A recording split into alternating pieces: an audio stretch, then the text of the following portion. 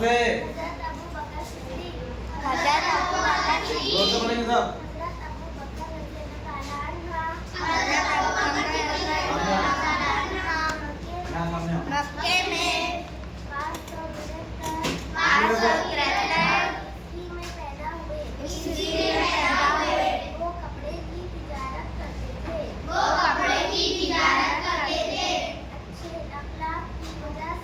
अच्छे अखलाक की वजह से लोग उनकी बहुत इज्जत करते थे।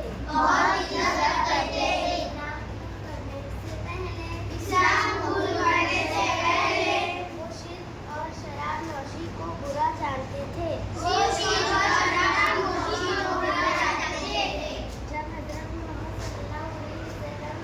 जब हज़रत मोहम्मद सल्लल्लाहु अलैहि वसल्लम ने उनके सामने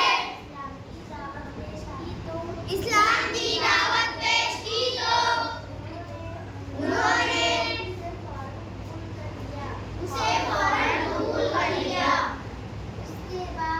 इसके बाद वो तन-मन धन से दीन को फैलाने में लग गए। उस जमाने में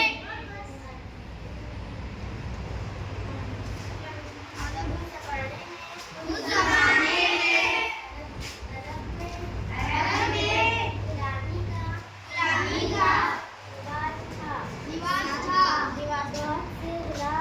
बहुत से गुलाम इस्लाम में दाखिल हो गए थे। इसलिए उन्हें अपने मुल्कों के